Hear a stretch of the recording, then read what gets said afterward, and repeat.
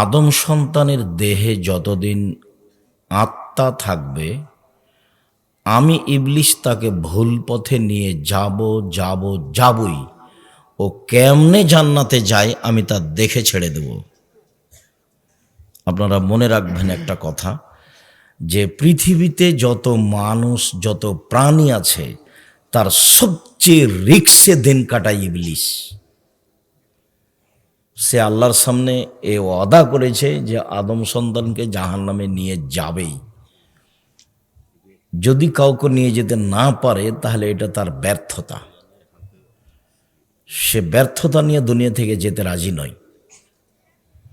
যার কারণে আল্লাহ কোরআন মাজিদে বহু জায়গাতে বলেছেন যে শয়তান তোমাদের স্পষ্ট শত্রু, শয়তান তোমাদের খোলাখলি শত্রু। কতভাবে যে আল্লাহ বলেছেন। তো যাক, ইবলিস যখন বলল যে আদমের ছেলেমেয়ের দেহে শ্বাস থাকাকালীন আমি তাকে ভুল পথে নিয়ে যাবই যে কোনো মূল্যে, তখন আল্লাহ বলছেন ও ইজ্জতি ও জালালি ও ইরতেফায়ে মাকানি, আমার সম্মানের কসম, আল্লাহ তাআলা বলছেন আমার ইজ্জতের কসম, আমার মর্যাদার কসম, আমার উচ্চতার কসম, আদম সন্তান যতবার আমার কাছে ক্ষমা চাইবে ততবার ক্ষমা করে দেব। আল্লাহ একথা বলেননি যে যা তুই পারবি না, যা তুই পারবি না, একথা বলেননি। বলেছেন যে আদম সন্তান আমার কাছে ক্ষমা চাইলে আমি ক্ষমা করে দেব।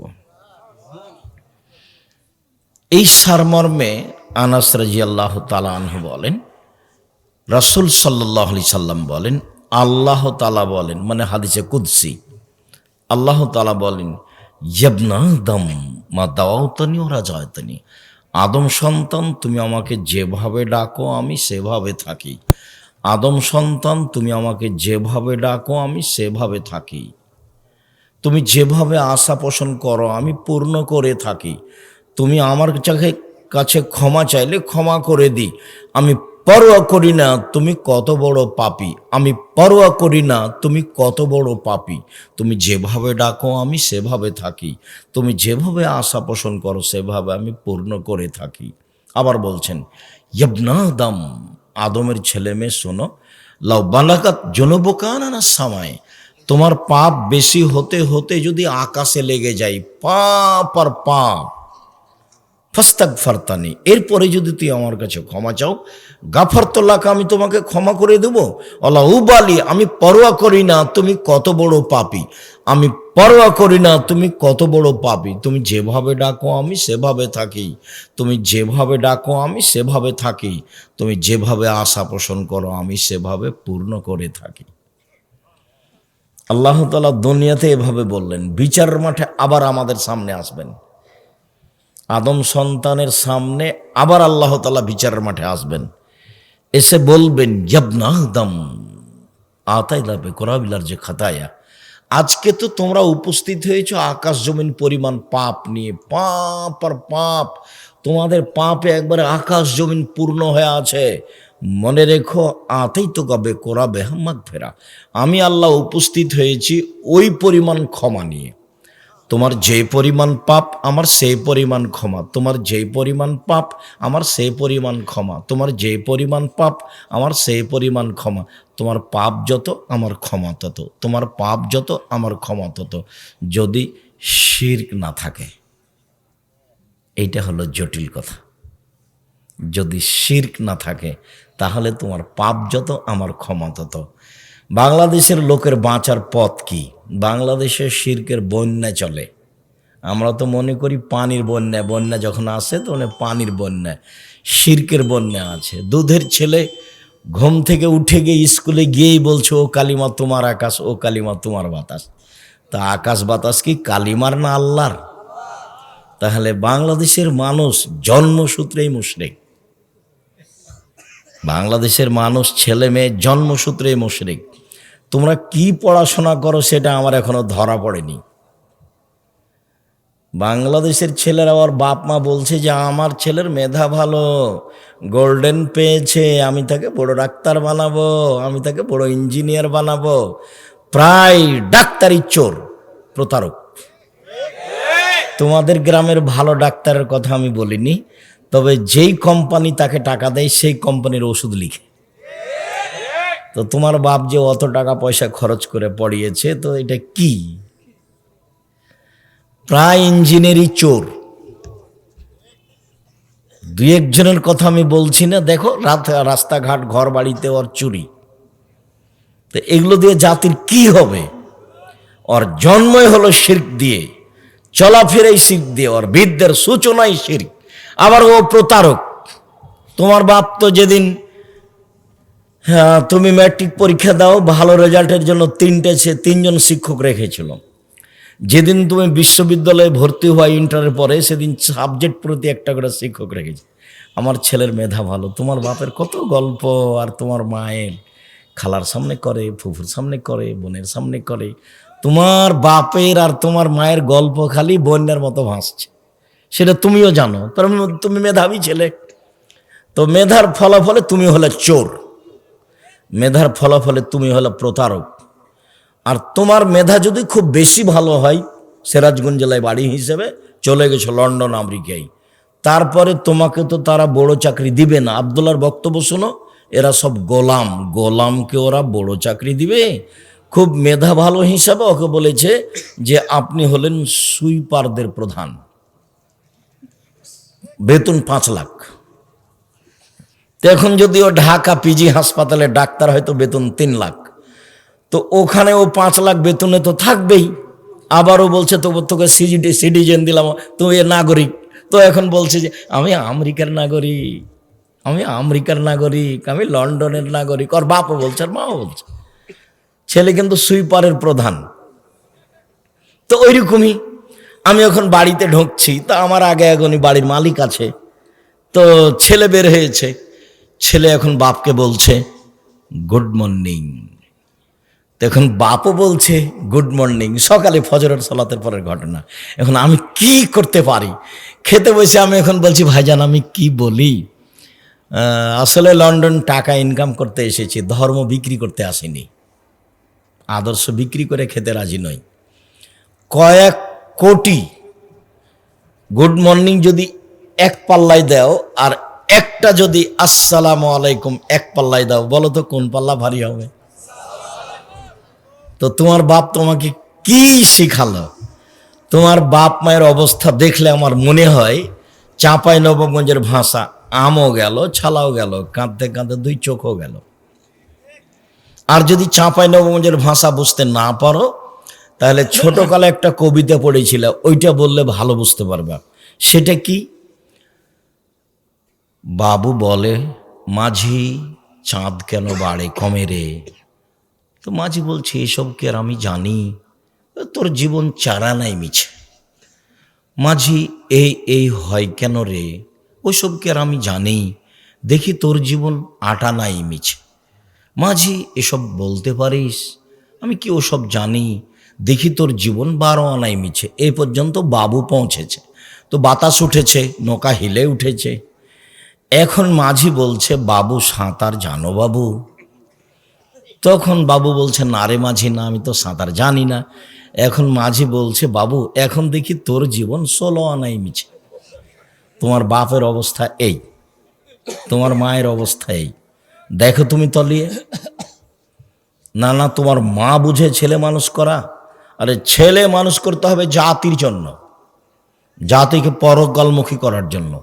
তোমার বাপ টাকার স্বার্থে ছেলে মানুষ করেছে। তোমার বাপ জোর করে টাকা নিতে পারবে? তুমি এই দেশে চাকরি করো কোম্পানিতে, 10 লক্ষ টাকা তোমার বেতন, কোম্পানি।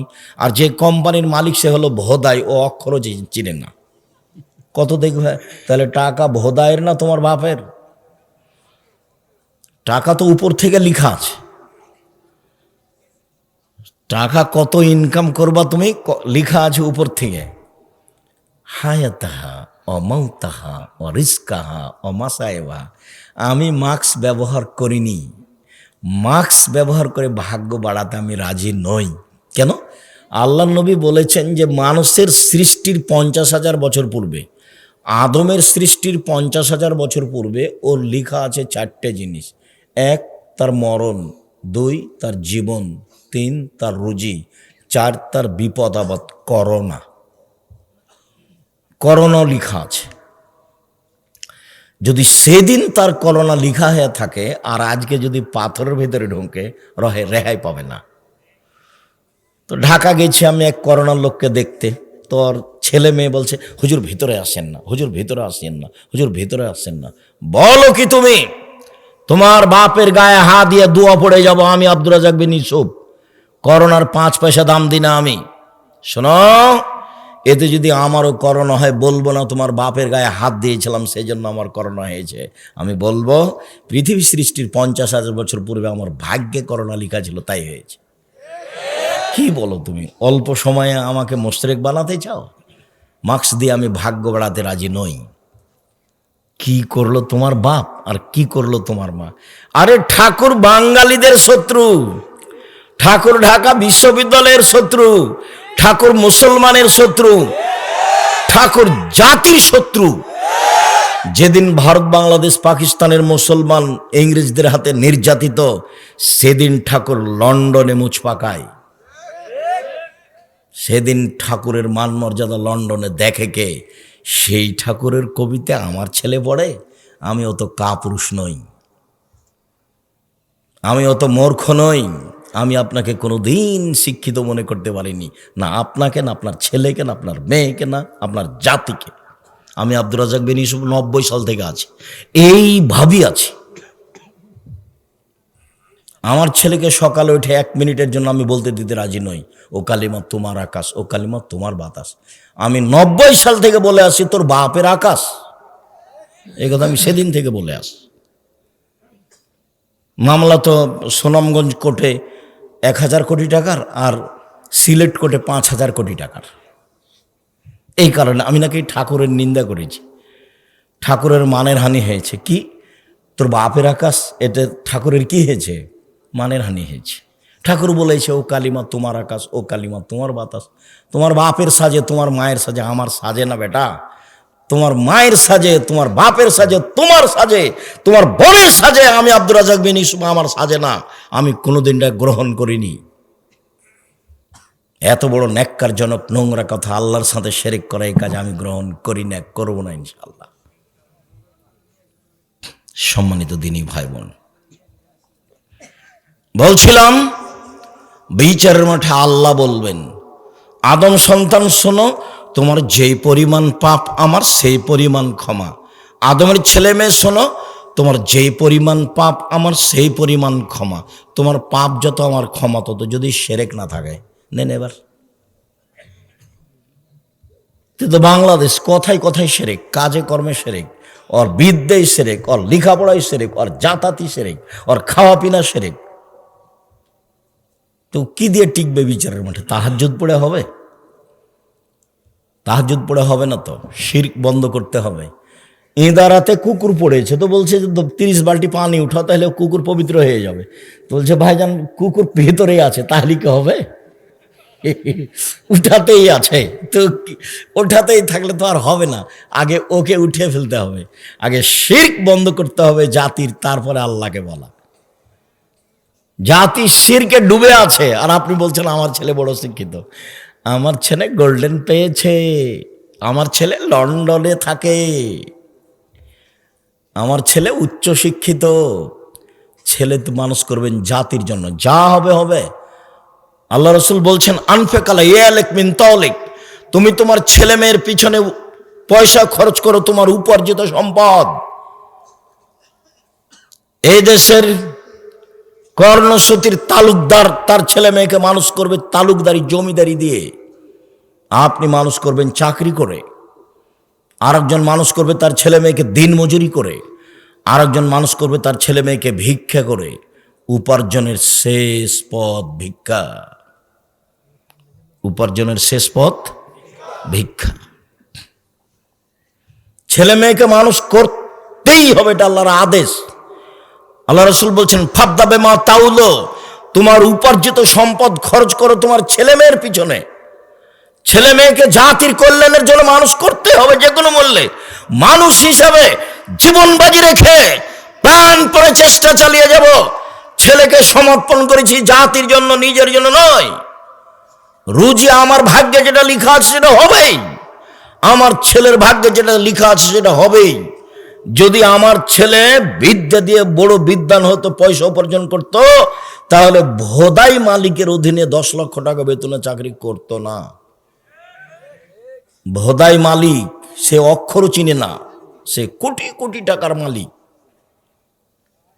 সেই হলো কোম্পানির প্রধান, এমডি ওই, আর আপনার ছেলে মেধাবী ওখানে চাকরি করে।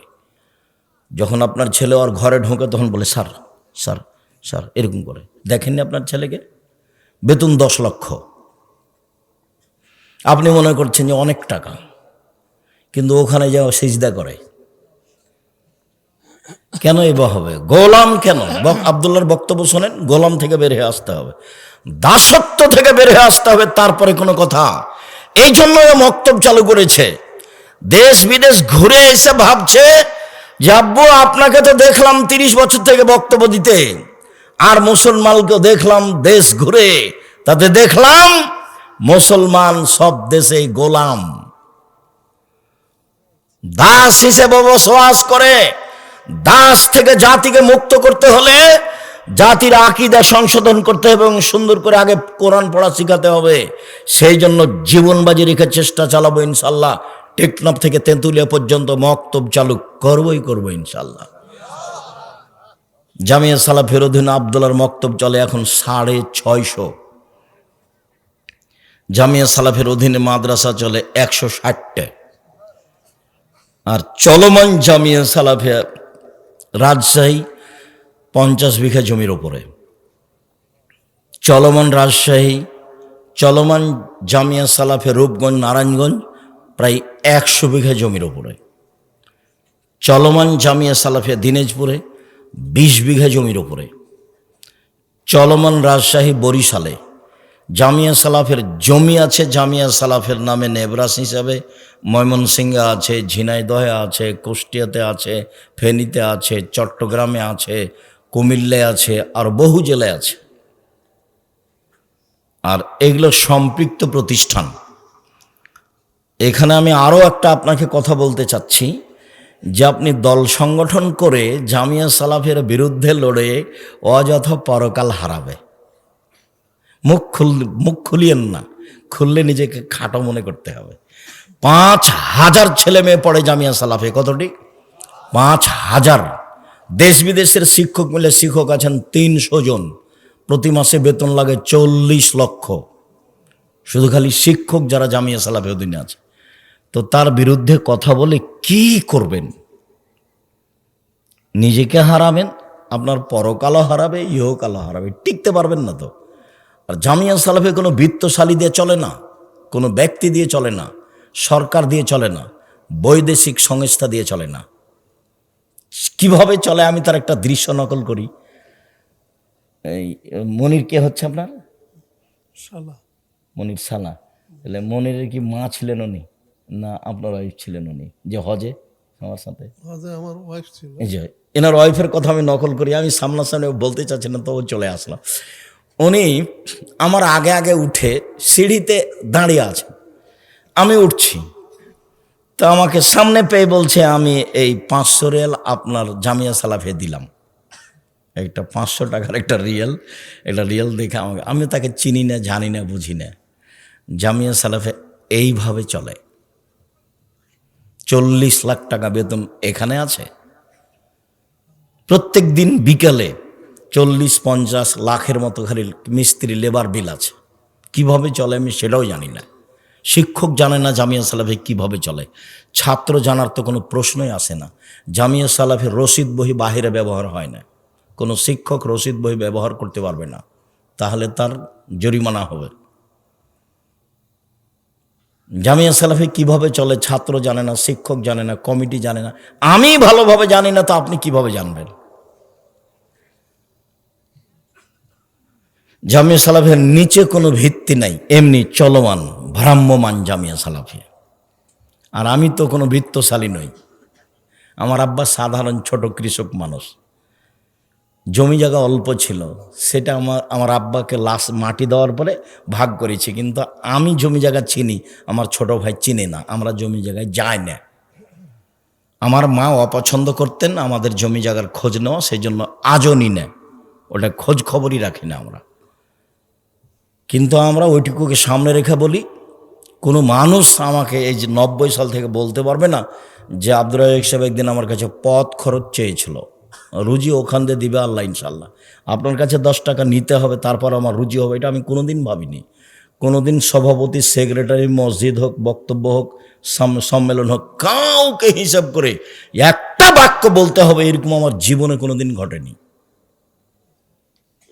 এরকম আমার কোনোদিন 1 মিনিটের জন্য ঘটেনি যে আপনাকে হিসাব করে কথা বলতে হবে, আপনি কত বড় মানুষ। কত এমপি মন্ত্রী আমার প্রোগ্রামে আসলো, এসব বলছে যে 1 মিনিট সময় দিবেন। তা আমি ওইভাবে অপমান করিনি যে আমি কোরআন হাদিসের অনুবাদ করছি আর আপনি মধ্যে কথা বলতে চান, এর তো বহু বড় মুশকিল কথা। এইভাবে আমি বলিনি, তাকে আমি বলেছি কোরআন হাদিসের আলোচনা চলছে, মাননীয় মন্ত্রী সাহেব কিছুক্ষণ অপেক্ষা করবেন। আমার কথা বলা শেষ হয়েছে, তখন উনি কথা বলেছেন। কত এমপি মন্ত্রীকে আমি দেখলাম, বক্তব্য ছেড়ে দিয়ে তাকে কথা বলতে দিব, এরকম আমার জীবনে একদিন 1 মিনিটের জন্য ঘটেনি। একবারে একই মাপে আছি 90 সাল থেকে এখন পর্যন্ত, আলহামদুলিল্লাহ। 19-20 আমি বুঝি না। সম্মানিত দিনী ভাই বোন, শিরক মহাপাপ। শিরক যত বড়ই পাপ হোক না কেন, সারা জীবনটাই শিরক করেছেন, এখন আল্লাহকে বলেন আল্লাহ আমার ভুল হয়েছে, তুমি আমাকে মাফ করো, ইনশাল্লাহ ক্ষমা হয়ে যাবে। উনি ক্ষমার জন্য প্রতীক্ষমান রয়েছেন। কিন্তু এই যে নির্বাচনে আর একজনকে বলেছেন ও খারাপ, এখন আল্লাহর কাছে বলেন তো যে আল্লাহ মাফ করেন আমাকে, বলেন আজীবন পর্যন্ত। কোনো একদিন যদি চেয়ারম্যানের গালি দেওয়া পাপ ক্ষমা হয়ে যায়, তাহলে ইসলাম ধর্ম হবে মিথ্যা আর আল্লাহ হবেন অত্যাচারী, জালেম। আল্লাহ বলেছেন ইন্নী হারাম তো জুলমা আলাইয়া, আমি আল্লাহ অত্যাচারকে আমার উপরে হারাম করেছি, আমি অত্যাচার করব না। তুমি যার বদনাম করেছো ক্ষমা সেখানে নাও, আমার কাছে কেন? পাপের জগতে সুদ খাওয়া মহাপাপ। আপনাকে অবাক হতে হবে, সুদের পাপের যে ভাষা আল্লাহ নবী উল্লেখ করেছেন, পৃথিবীর কোনো পাপের ভাষা এভাবে উল্লেখ করেননি। একবার আল্লাহ রাসূল বলছেন মাইয়াকুল দিরহাম রিবা ওয়া ইয়ালাম আসাদ মিন সিত্তাতি ওয়া সালাসিনা জিনিয়া, কে যদি জেনে শুনে 1 টাকা সুদ খায়, 36 বার জেনা করে যত পাপ হবে, 1 টাকা সুদ খেলে তার চেয়ে বেশি পাপ হবে।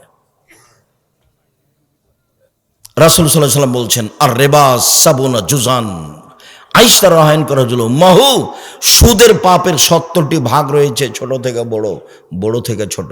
তার সবচেয়ে ছোট ভাগ হলো মার সাথে জেনা করলে যেমন পাপ হয়।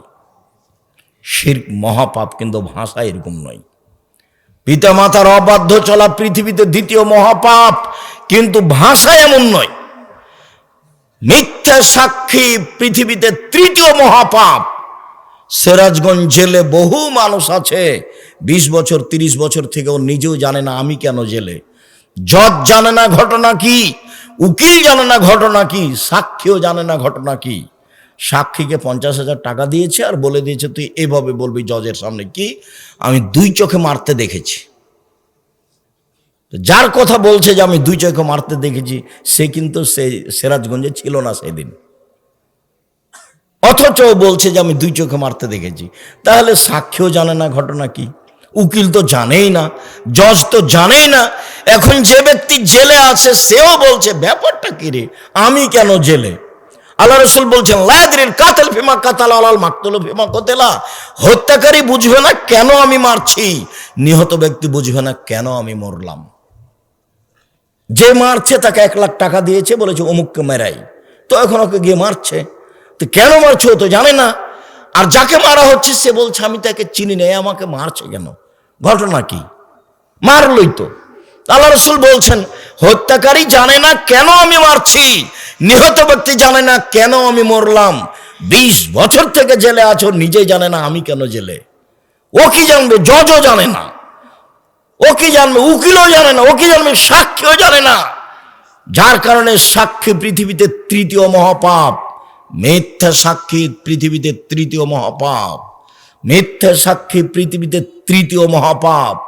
দ্বিতীয় মহাপাপ বাপ মায়ের অবাধ্য চলা। পাপ যত বড়ই হোক, সুদের ভাষা যেভাবে আল্লাহ নবী উল্লেখ করেছেন, ভাষা সাক্ষী যত বড়ই পাপ হোক না কেন, সুদের ভাষার সাথে তার মিল নেই। শুনুন, মানুষকে হত্যা করা মহাপাপ, কিন্তু ভাষা এমন নয়। সুদের পাপের ভাষা, কেউ যদি জেনে শুনে 1 টাকা সুদ খায়, 36 বার জেনে করে যত পাপ হবে, 1 টাকা সুদ খেলে তার চেয়ে বেশি পাপ হবে। পাপের জগতে কোনো পাপের ভাষা এরকম নয়। সুদের পাপের 70টি ভাগ রয়েছে। ছোট ভাগ হলো মার সাথে জেনা করলে যেমন পাপ হয়। কি দিয়ে আপনাকে আমি বুঝাই সুদের পাপের ভাষা কি? অবাক কথা, যে সুদ দিন রাত মানুষে খাচ্ছে, কোনো পাপই নয়, কোনো হিসাবই করতে পারে না। সম্মানিত দিনী ভাই বোন, সুদের আলোচনায় লম্বা আলোচনা জেনে নেবেন। এখানে বলছি, সুদ যত বড়ই পাপ হোক না কেন, কোটি কোটি টাকা সুদ খেয়েছে, আজকে বলছে আল্লাহ আমি সুদের লেনদেন বন্ধ করলাম, জিন্দেগিতে আর কোনোদিন সুদের সাথে সম্পৃক্ত থাকবো না, আমি তোমার সাথে ওয়াদাবদ্ধ, তুমি আমাকে মাফ করো, ইনশাল্লাহ সব পাপ ক্ষমা হয়ে যাবে। কিন্তু আপনি কারো বদনাম করেছেন, আল্লাহকে বলেন তো এখন। এই জন্য আমি যখনই বক্তব্য দিয়েছি তখন বলেছি 4টা জিনিস মনে রাখবেন। 1, 5 ওয়াক্ত সালাত, 2, হালাল রুজি, 3, কোরআন তেলাওয়াত, 4, আড্ডা পিটা নিষেধ। আড্ডা পিটা 2 ধরনের। একটা দোকানে বসে ঘন্টার ঘন্টা গল্প করছেন, কার কথা যে কি বলছেন ধোলায় অন্ধকার। ওদিকে ল্যাংটা মেয়ে নাচছে, আর এই আপনি বসে আছেন আর একজনের বদনাম করছেন। আর একটা হলো মোবাইল নিয়ে ঘন্টার ঘন্টা ল্যাংটা মেয়ে দেখায়, হলো আড্ডা পিটা। এসব আড্ডা পিটা একেবারেই হারাম। আড্ডা পিটা টোটালি হারাম। আড্ডা পিটা চিরদিনের জন্য হারাম। এক রাহুল কালামাবাদ, এই ছেলে তোমরা দাঁড়িয়ে কেন? যদি জায়গা না থাকে বসার সেটা ভিন্ন কথা। আপনারা যারা দাঁড়িয়ে আছেন দয়া করে বসে কিছুক্ষণ কথা শোনেন। আপনার বিরক্তির আগে আমরা কথা শেষ করবো ইনশাআল্লাহ। যারা সামনে বসে আছেন বসে থাকা দেখে ভালো। এই তুমি দাঁড়িয়ে আছো কেন? ওখানে কি করছো তুমি? মানুষের তোমার দাঁড়িয়ে থাকাতে কষ্ট পাচ্ছে, এটা বুঝতে চাও না তুমি? বাস তুমি মেশিন ঠিক করেছো, প্রথমে 1 মিনিট ঠিক করে তুমি বসে থাকো। রাসূল সাল্লাল্লাহু আলাইহি সাল্লাম যখন কথা বলতেন তখন সাহাবীগণকে বসতে বলতেন, এটাও সুন্নাত। কি করবে এভাবে মারামারি করে, দাপট দেখে, ক্ষমতা দেখে, মানুষকে অপমান করে, মানুষকে জেল হাজতে দিয়ে কি করবা? মরলেই জাহান্নাম। যারা দাপট দেখাচ্ছে, যারা ক্ষমতা দেখাচ্ছে, যারা মানুষকে অপমান করছে, যারা মানুষকে জেল হাজতে দিচ্ছে, এদের মরার পরই জাহান্নাম। ও হলো জালেম। আর জুলুম খুব কঠিন জিনিস, বিচারও পরে হবে। যারা যাকাত দেয় না তাদের বিচার পরে হবে কেন? ওরাও জালেম। কিভাবে জালেম হলো ওরা? ওরা ফকির মিসকিনের প্রতি জুলুম করেছে, ফকির মিসকিনের হক দেয়নি। ধনী মানুষ কার টাকা মেরে খেয়েছে? ফকির মিসকিনের। যেহেতু ধনী মানুষ ফকির মিসকিনের টাকা মেরে খেয়েছে, কাজে ও জালেম। এখন আর বিচার পরে হবে। আল্লাহ রাসূল বলছেন তার বিচার পরে হবে, হাত্তা ইউকযাবানান নাস। সব মানুষের যখন বিচার হয়ে যাবে তখন ধনী মানুষের বিচার হবে। কিভাবে যে হবে আল্লাহই ভালো জানে। তো বুঝাতে হবে কঠিন, সব টাকা বুঝাতে হবে কিভাবে আয় হয়েছে, সবটাই বুঝাতে হবে কিভাবে ব্যয় হয়েছে। এই ছেলে শোনো, টাকা ইনকাম করবা ব্যবসা করে, উপার্জনের 4টা পথ। একটা দিন মজুরি, সন্ধ্যায় টাকা শেষ। একটা চাকরি, 25 দিনে টাকা শেষ প্রায়। আর একটা হলো জমি চাষ, সমান সময় না হয় লস, সমান সমান না হয় লস। 4 ব্যবসা। রাসূল সাল্লাল্লাহু আলাইহি ওয়াসাল্লাম বলছেন সত্যবাদী বিশ্বস্ত ব্যবসায়ীরা নবীগণের সাথে জান্নাতে থাকবেন। কি আবার অবাক কথা! আল্লাহ রসুল বলেছেন 2টা মেয়ে লালন পালন করলে নবীর সাথে থাকা যায় এভাবে। তখন বাপ মনে করেছে যে আমার তো 2টা মেয়ে, তো আমি বিবাহ শাদী দিয়ে দিয়েছি, 2টা কেন, আমার 5টা মেয়ে। বাপও খুব খুশি। কিন্তু আল্লাহ রসুল যে এইভাবে বলেননি। আল্লাহ রসুল বলেছেন ফাআল্লামাহুন্না, মেয়েকে বিদ্যা শিখিয়ে দিল। 2 আদ্দাবাহুন্না, তাকে শিষ্টাচার শিখিয়ে দিল। আহসানা ইলাইহিন্না, তার সাথে সদাচরণ করলো। ওয়াজাওয়াজাহুন্না, তার বিবাহ শাদী দিয়ে দিল। সেই বাপ আমার সাথে জান্নাতে এইভাবে থাকবে। তো আপনার মেয়েকে শিক্ষা দিয়েছেন, কি যে শিক্ষা দিয়েছেন, তার নখটা বড় আছে। বলেন তো এটা কোন শিষ্টাচার? তার নখে নেইল পালিশ আছে, বলেন তো এটা কোন শিষ্টাচার? নেইল পালিশ তো ইহুদি খ্রিস্টানদের পতিতালয়ের মেয়েদের বৈশিষ্ট্য। ইহুদি খ্রিস্টানদের পতিতালয়ের মেয়েরা নখে নেইল পালিশ দেয়। আপনার মেয়ের কপালে টিপ আছে। হিন্দু মেয়েদের বিবাহ করার 10টি পদ্ধতি আছে, তার একটি পদ্ধতির নাম রাক্ষসী বিবাহ। মেয়ের পিতা বিবাহ দিবে না, আপনি জোর করে বিবাহ করবেন তো কপালে টিপ দিতে হবে, তাহলে বিবাহ হয়ে গেছে। সেই টিপ এসেছে হিন্দুদের পক্ষ থেকে। বলেন আপনি মেয়েকে কি শিষ্টাচার শিখালেন? আপনার মেয়ে পরচুলা ব্যবহার করে বড় খোপা দেখাই, বলেন কি শিষ্টাচার শিখালেন? ভুরু তোলে চিকন করে রেখেছে, এইটা কি শিষ্টাচার? দাঁত ছিলে ফাঁকা ফাঁকা খোলা খোলা করে রেখেছে, এইটাই কি শিষ্টাচার? উঁচু স্যান্ডেল পরে নিজেকে লম্বা দেখাই, এইটাই কি শিষ্টাচার? ব্রেসের পরে নিজেকে যুবতী দেখাই, এটাই কি শিষ্টাচার? সামনে চুল ছোট করে রেখেছে, এটাই কি শিষ্টাচার? আস্কারা মাস্কারা কি কি মুখে লাগিয়ে ভ্যানে ঘুরছে, ভ্যানে চড়ে। ভ্যানওয়ালা কি স্বামী? রিক্সাওয়ালা কি স্বামী? সেভাবে ওভাবে ঘুরছে, এটাই কি শিষ্টাচার? ভ্যানিটি ব্যাগ নিয়ে সিরাজগঞ্জ বাজারে চলে গেছে, এটাই কি শিষ্টাচার? কোনটা শিষ্টাচার? আল্লাহ রসুল বলছেন যে ওই পিতা আমার সাথে জান্নাতে থাকবে যে পিতা মেয়েকে বিদ্যা শিখিয়ে দিল, 1, 2 শিষ্টাচার শিখিয়ে দিল, 3 ভালো আচরণ করলো, 4 বিবাহ শাদী দিয়ে দিল। সেই পিতা আমার সাথে জান্নাতে এভাবে থাকবে। জান্নাতে রাসূলের সাথে থাকা কঠিন। একজন সাহাবী রাসূলের সাথে রাতে ছিলেন, তো অজুর পানি আর মেশক নিয়ে রাসূলের কাছে উপস্থিত। আল্লাহ রাসূল খুব খুশি হয়েছেন। বাহ, ভালোই তো, তুমি তো অজুর পানি নিয়ে এসেছো, তুমি তো মেশক নিয়ে এসেছো, খুব খুশি। সালমা শেতা, তুমি যা চাও চাও আমি দিয়ে দেবো। মুহাম্মদ সাল্লাল্লাহু আলাইহি সাল্লাম বুঝতে পারেন যে কি চাইবে। নবী হলে কি হবে, গায়েবের খবর জানেন না। আমার মাঝাবি ভাইরা মনে করছেন যে নবী গায়েবের খবর জানেন। পাশের একটা লোক, পাশে বউ ঘুমাননি, এমনি ভান করে শুয়ে আছেন আয়েশা রাদিয়াল্লাহু তাআলা আনহা, আর রাসূল মনে করছেন যে আয়েশা ঘুমিয়ে গেছে। অথচ আয়েশা বলছে যে আমি ভান করে ঘুমিয়ে আছি। ভান করে ঘুমা বুঝেন না? ভান করে ঘুমিয়ে আছি। দেখি মুহাম্মদ সাল্লাল্লাহু আলাইহি সাল্লাম কি করেন, কোথায় উঠে যান। দেখলাম ধীরে উঠলেন, ধীরে জুতা স্যান্ডেল পায়ে দিলেন, কাপড় গায়ে দিলেন, ধীরে দরজাটা খুললেন, আমি যেন জানতে না পারি। দরজাটা খুলে বের হলেন, বাহির থেকে দরজাটা টেনে বন্ধ করে দিলেন, চলে গেলেন। আমিও উঠলাম, দেখি কি কোথায় যান। আসলে আল্লাহ রাসূল কোথায় যাচ্ছেন এটা আয়েশার মৌলিক খেয়াল হলো, আমাকে বাদ দিয়ে এ রাতে আবার কোন স্ত্রীর কাছে যান নাকি, এটা হলো আয়েশার খেয়াল। আর আল্লাহ রাসূল যাচ্ছেন মরা মানুষের জন্য ক্ষমা চাইতে, কবরস্থানে বাকিউল গারকাদে যাবেন। জান্নাতুল বাকি তার নাম নয়, তার নাম হচ্ছে বাকিউল গারকাদ। ভারত বাংলাদেশ পাকিস্তানের নাম দিয়েছে জিন পাহাড়, আর জান্নাতুল বাকি কবরস্থানের নাম দিয়েছে জান্নাতুল বাকি, নাম বাকিউল গারকাদ। তো এবার উঠে দেখছেন, দেখি কোথায়, ওই যে কবরস্থানে 100 গজ দূরে হবে, আর পাশেই মসজিদে নববীর সাথে কবরস্থান। ওই যে হাত তুলে দোয়া করলেন, 1 বার 2 বার 3 বার হাত তুলে দোয়া করলেন। তারপরে হাঁটতে লাগলেন ফিরে, আমিও ঘুরে হাঁটতে লাগলাম। দেখলাম জোরে হাঁটলেন, আমিও জোরে হাঁটলাম। দেখলাম একটু দৌড়াচ্ছে, আমিও জোরে দৌড়াচ্ছি। আমি আগেই বিছানায় চলে এসেছি। আমি যখন আগেই বিছানায় চলে এসেছি, আমার পাশে এসে বলছেন, কি খবর আয়েশা, হাঁপাচ্ছ কেন? তখন আমি বললাম যে আমি তো মিথ্যে কথা বললে জিবরাইল আপনাকে বলে দিবে। আসলে আমি পরীক্ষা করছিলাম আপনি যান কোথায়। তো দেখলাম এই হাদিস মুসলিম।